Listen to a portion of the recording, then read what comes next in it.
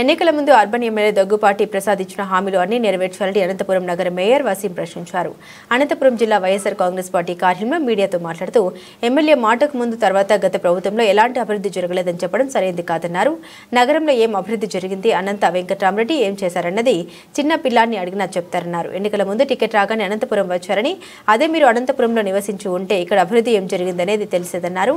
Under ground అనేది dumping yard తరలింపు, నడిమి వంక, ప్రొటెక్షన్ వాల్, పరిశ్రమ తీసుకొస్తామన్న హామీలు ఏమయ్యాయని నిలదీశారు. ముదలాపురం వాటర్ ప్లాంట్ 90% పనులు మా ప్రభుత్వంలో పూర్తి చేశామన్నారు. అసలు మీ ఇంటికి మీ ఎమ్మెల్యే కార్యక్రమంలో ఇస్తున్న హామీలు ఎంతవరకు అమలు చేశారో ఒకసారి చెప్పాలన్నారు. అవినీతి గురించి మాట్లాడే ఎమ్మెల్యే దగ్గుపాటికి తాము ఎప్పుడూ సవాల్ చేశామని చేతనైతే నిరూపించారని మేయర్ వసీం అన్నారు. అనంతపూర్ శాసనసభ్యులు దగ్గుపాటి వెంకటేశ్వర ప్రసాద్ గారు కూడా ఎన్నికలకు ముందు అనేక హామీలు కూడా ఇవ్వడం జరిగింది. డంప్ యార్డ్ని తరలిస్తామనడం చెప్పడం, అండర్ గ్రౌండ్ డ్రైనేజ్ తీసుకొస్తామని చెప్పడం, అదేవిధంగా మరువంక నడుంవంక ప్రొటెక్షన్ వాళ్ళని తీసుకొస్తాం, నిరుద్యోగులకు ఇండస్ట్రీస్ తీసుకొచ్చే వాళ్ళకి ఉపాధి కల్పిస్తామని కూడా చెప్పడం జరిగింది. కానీ 8 months అయినా కూడా ఏ ఒక ముందు అడుగు కూడా వెళ్ళని విషయం కూడా మీ అందరికీ తెలియజేస్తున్నాను. అదేవిధంగా స్థానిక ఎమ్మెల్యే దగ్గుపాటి వెంకటేశ్వర ప్రసాద్ గారు కొన్ని రోజులుగా మీ ఇంటికి మీ ఎమ్మెల్యే కార్యక్రమం చేస్తున్న విషయం మనందరికీ తెలిసిందే.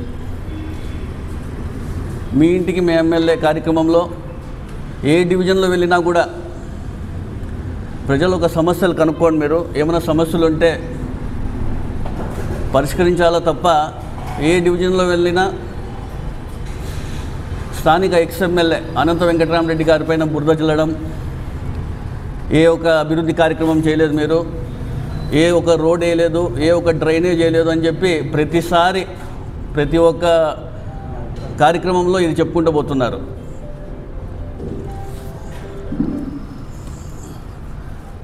ప్రజలను అడిగితే తెలుస్తుంది గత 5 సంవత్సరాల్లో ఏ విధంగా అభివృద్ధి కార్యక్రమాలు చేసినారు కూడా.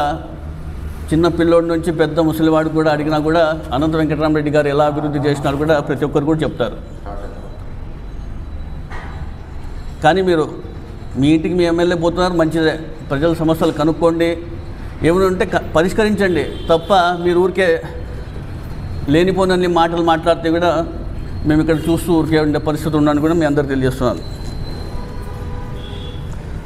ఈ మధ్యకాలంలో CMRF గురించి కూడా ఏదో చెప్పడం జరిగింది. మేము గత 8 నెలల్లో 40 లక్షల రూపాయలతో CMRF కూడా ఇవ్వడం జరిగింది. గతంలో వీళ్ళేం పట్టించుకోలేదేనో చెప్పడం జరుగుతుంది. నా ఎమ్మెల్యే గారు గత 5 yearsలో అనంత వెంకటరామరెడ్డి గారి ఆధ్వర్యంలో 6 కోట్ల రూపాయలతో CMRF కానివ్వండి, LOC కానివ్వండి, గత ప్రభుత్వం కూడా పేషెంట్స్ని ఎవరైతే ఆరోగ్య సమస్యలతో ఉండే వాళ్ళకందరూ కూడా అందించడం జరిగింది. ముఖ్యమంత్రి వైఎస్ జగన్మోహన్ రెడ్డి గారి సహకారంతో అనంత వెంకటరామరెడ్డి గారితో వాళ్ళందరూ కూడా అందజేయడం కూడా జరిగింది. CMRFకి ఏ విధంగా అయితే గతంలో ఎమ్మెల్యే అనంత వెంకటరామరెడ్డి గారు, మన మాజీ ఎమ్మెల్యే అనంత వెంకటరామరెడ్డి గారు అదేదో హ్యుమానిటీ గ్రౌండ్స్ కింద వాళ్ళకు ఆరోగ్యం బాగుండదు, ఎక్కువ ప్రచారం చేయకూడదు అనే ఉద్దేశంతో కేవలం వాళ్ళని పిలుచుకొని ఇచ్చేవాళ్ళు. మేము అది కూడా మీరు ఇది కూడా మేము ఇస్తున్నామని చెప్పి ప్రచారం చేసుకుంటారన్నారంటే మీ గురించి ఇంకా నేను చెప్పాల్సిన అవసరం కూడా నేను తెలియజేస్తున్నాను. మరి ముఖ్యంగా ఈ మధ్యకాలంలోనే ఏదో బ్రాండెడ్ షాప్స్ వచ్చినాయి. అనంతపురం నగరం ఈ కూటమి ప్రభుత్వం ఏర్పాటైనాకే అనంతపురం నగరంలో అంతా బ్రాండెడ్ అవుట్లెట్స్ వచ్చినాయని చెప్పి పెద్ద ప్రచారం చేసుకుంటున్నారు మీరు. గత 5 సంవత్సరాల్లో 300 కోట్ల రూపాయలతో అనంత వెంకటరామరెడ్డి గారి చొరవతో బళ్ళారి బైపాస్ నుంచి పంగల్ రోడ్ వరకు ఏదైతే ఫ్లైఓవర్తో పాటు ఆ 4 lane లేని 18 నెలల్లో అనంత వెంకటరామరెడ్డి గారు దాన్ని పూర్తి చేసి ఏ విధంగా అనంతపురం రూపురేఖలు మార్చిన విషయం కూడా మీ అందరూ ఒకసారి 30-40 సంవత్సరాల్లో జరిగిన అభివృద్ధి కేవలం లాస్ట్ 5 yearsలో ఏ విధంగా అభివృద్ధి చేసినాం కూడా ఒకసారి మీరు గమనించాలా. అనేక బ్రాండెడ్ అవుట్లెట్స్ కూడా రావడం జరిగింది.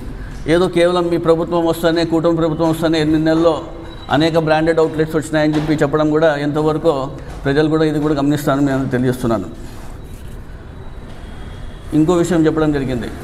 గత ప్రభుత్వంలో అనంత వెంకటరామరెడ్డి గారు ప్రజల సమస్యలే పరిష్కరించలేదంట, ప్రజల సమస్యలు పట్టించుకోలేదని చెప్పి చెప్పడం జరుగుతోంది ఆయన. ఎప్పుడు పోయినా ఇంట్లో అందుబాటులో ఉంటారు, 24 గంటలు. పిల్లోడు కానివ్వండి, పెద్దవాడు కానివ్వండి, ముసలివాడు కానివ్వండి, అర్ధరాత్రి ఫోన్ చేసినా కూడా ఏమైనా సమస్య ఉంటే మళ్ళీ దానికి పరిష్కరించి అర్ధరాత్రి అయినా కూడా వాళ్ళకి రిప్లై ఇచ్చే మనిషి అనంత వెంకటరామరెడ్డి గారు. ఆయన గురించి మీరు అందుబాటులో ఉండరు,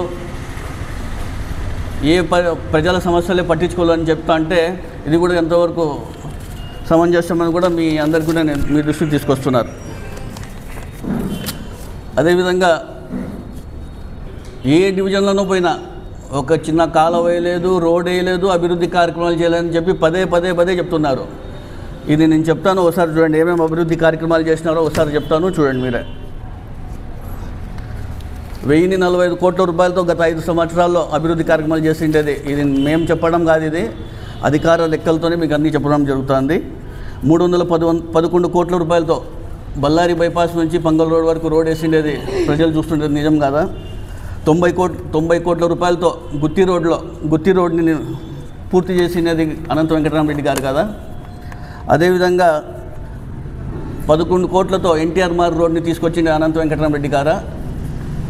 అదేవిధంగా సూపర్ స్పెషాలిటీ హాస్పిటల్ అందుబాటులో తీసుకొచ్చిండేది కూడా వైఎస్ఆర్సీపీ ప్రభుత్వం కాదా? 300 కోట్ల రూపాయలతో government general hospital expansion, MCh మరియు సర్జికల్ బ్లాక్, పీజీ బ్లాక్ని ఈరోజు నిర్మిస్తున్నానంటే అది వైసీపీ ప్రభుత్వంలో కాదా అని కూడా మీ దృష్టికి తీసుకొస్తున్నాను. ఎన్క్యాప్ ఫండ్స్ మరియు అదేవిధంగా 14 ఫైనాన్స్తో 68.72 crores అది వైసీపీ ప్రభుత్వంలో కాదా? జనరల్ ఫండ్స్ మరియు గడప మన ప్రభుత్వంకి 49 కోట్లతో అది కూడా వైసీపీ ప్రభుత్వం అనంత వెంకటరామరెడ్డి గారి ఆధ్వర్యంలో కాదని మీరు తెలియజేస్తున్నాను. 6 కొత్త అర్బన్ హెల్త్ సెంటర్స్ తీసుకురావడం జరిగింది. సిడి హాస్పిటల్తో పాటు 19 కోట్ల రూపాయలతో అభివృద్ధి కార్యక్రమాలు చేసింది, అది ఘనత కూడా అనంత వెంకటరామరెడ్డి తెలియజేస్తున్నాను. అదేవిధంగా స్పెషల్ గ్రాంట్స్ కింద 25 crores తీసుకురావడం జరిగింది. అందులో కూడా 6-7 కోట్ల రూపాయలు పనులు కూడా అయిపోయినాయి. మీరు అధికారంలోకి వచ్చి 8 నెలలు అవుతుంది, దాన్ని నేను తీసుకొస్తా అంటే దాని గురించి ఒక ఊసే కూడా లేదని మీ అందరికీ తెలియజేస్తున్నాను. అదేవిధంగా పంచాయతీలో కూడా ఏ అభివృద్ధి కార్యక్రమాలు చేయలేదని చెప్పి పదే చెప్తున్నారు మీరు. నేనేందో నోటికి వచ్చిందే చెప్పేది కాదు, ఇది అధికారిక లెక్కలు కానీ మీకు చెప్తున్నాను. రుద్రంపేట పంచాయతీలో చూసుకుంటే కన్నా 41 crores అభివృద్ధి కార్యక్రమాలు చేసిన విషయం మీకు తెలియదా? నారాయణపురంలో 43 కోట్ల రూపాయలతో అభివృద్ధి కార్యక్రమాలు చేసిన విషయం మీకు తెలియదా? రాజీవ్ కాలనీలో 16 కోట్ల రూపాయలతో అభివృద్ధి కార్యక్రమాలు చేసిండేది. అదేవిధంగా అనంతపురం రూరల్లో 21 కోట్ల రూపాయలతో అభివృద్ధి కార్యక్రమాలు చేసిండే కూడా విషయం కూడా మీరు ఒకసారి తెలుసుకుంటే బాగుంటుంది. మీరు అనంతపూర్లో ఉండింటికి ఏ సందులో ఏం అభివృద్ధి కార్యక్రమాలు చేసినారు, ఏ కాలం ఎప్పుడు వేసినారు, ఏ రోడ్డు వేసినారు ఇక్కడ ఉండే వాళ్ళకైతే తెలుస్తుంది. ఏదో మీకు టికెట్ ఇచ్చే ముందు అనంతపురానికి వచ్చి మీరు వచ్చినారు అనంతపురాన్ని తప్ప మీకు అనంతపురం నగరం గురించి ఏం తెలుస్తున్నా కూడా ఒకసారి తెలియజేస్తున్నాను. అదేవిధంగా అనంతపురం నగరంతో పాటు 4 పంచాయతీలు కూడా ఏ విధంగా అభివృద్ధి కార్యక్రమాలు చేసినారు కూడా మనమందరూ కూడా ఒకసారి గమనించిన విషయం కూడా మీ అందరికీ తెలుస్తున్నాను. ఇప్పుడు మీరైతే మా గురించి చెప్తున్నారు, ఏ ప్రజా సమస్యలు మీరు పట్టించుకోలేదు, ఏం చేయాలని చెప్తున్నారు. మేము ఏ విధంగా పట్టించుకున్నాం, ఏ విధంగా అభివృద్ధి కార్యక్రమాలు చేసినాం కూడా మీ ముందుకు నేను చెప్పడం జరిగింది. ఇప్పుడు నేను మిమ్మల్ని అడుగుతా, మీరు చెప్పండి. మీరు మీ ప్రభుత్వం అధికారంలోకి వచ్చి 8 నెలలు అవుతోంది. ఈ 8 monthsలో మీరు ఎన్ని హామీలు ఇచ్చారు, ఎన్ని హామీలు అమలు చేశారు? నేను కేవలం అనంతపురం నగరానికి సంబంధించినవి అడుగుతాను. మీకు మీ ఇంటికి మీ ఎమ్మెల్యే కార్యక్రమంలో భాగంగా మీరు గెలిచిన 1-2 monthsలోనే రామ్నగర్లో ఒక డ్రైనేజ్ చేయాలని చెప్పి మీ ఇంటికి అందరికి వస్తే నేను కంప్లీట్ చేసేస్తా అని చెప్పడం జరిగింది. ఎక్కడ ఇప్పటివరకు ఏమన్నా దానికి ఒక అడుగు కూడా ముందు వేసిన విషయం కూడా లేదు. నేషనల్ పార్క్ వెళ్ళారు మీరు. నేషనల్ పార్క్పై నేను అది డెవలప్ చేస్తాను, మన డిస్టిక్లోనే ఎక్కడ లేని విధంగా పార్క్ని అభివృద్ధి చేస్తానని చెప్పడం, ఎక్కడైనా ఒక 2-3 అడుగులను దాని ముందుకు ఎక్కడైనా చూసారా మీరు? అదేవిధంగా పీటీసీకి వెళ్ళారు ఒకసారి మీరు. పీటీసీ అసోసియేషన్స్ వాళ్ళతో కలిసి నేను బెంచెస్ వేపిస్తాను, ఇక్కడ టాయిలెట్స్ బాగా చేపిస్తాను, తర్వాత వాకింగ్ ట్రాక్ వేపిస్తాను అన్నారు. అక్కడ పోయి వచ్చి కూడా 4-5 నెలలు అయింది, దాని గురించి ఊసేలేదు. అదేవిధంగా టిట్కో హౌస్కి సంబంధించి నేను 1-2 monthsలో దీంట్లో మీకు అందరికీ ఇల్లులు అప్పగిస్తానని చెప్పారు. ఎక్కడైనా ఎవరికైనా ఒకరికైనా ఇల్లు అప్పగించారు అక్కడ? తర్వాత ప్రతిసారి ఇరిగేషన్ మంత్రితో, మున్సిపల్ మంత్రితో, ముఖ్యమంత్రి గారితో కలిసి అండర్ గ్రౌండ్ డ్రైనేజ్, అదేవిధంగా మరువంక నడివంక సంబంధించి ప్రొటెక్షన్ వాళ్ళకి సంబంధించి మాకు ఫండ్స్ కావాలా, అదేవిధంగా డంప్ యార్డ్ తరలింపు అని చెప్పేసి పదే కలవడం జరిగింది. ఇరిగేషన్ మంత్రితో 2 సార్లు కలిశారు, నారాయణ మంత్రి గారితో ఒకసారి కలిశారు, ముఖ్యమంత్రి గారితో కూడా దృష్టికి కూడా తీసుకెళ్లారంటే కూడా మీ పై స్థాయి ఉన్న నాయకులు కూడా దీన్ని పట్టించుకోవడం అంటే కూడా మీరు ఏ విధంగా పరిపాలన అందిస్తున్నారు కూడా ఒకసారి గమనించాలా. అదేవిధంగా బీసీ భవన్ కోసం ప్రత్యేక కృషి చేస్తామన్నారు, అది కూడా దాని గురించి కూడా ఒక ఊహ లేదు. అదేవిధంగా ముస్లిం మైనార్టీస్ కోసం ఒక కమ్యూనిటీ హాల్ ఏర్పాటు చేస్తామన్నారు, దాని గురించి కూడా ఎక్కడైనా ప్రస్తావన ఉందని చెప్తున్నాను. తర్వాత ముద్దులాపురంలో అమృత్ స్కీమ్ కింద 16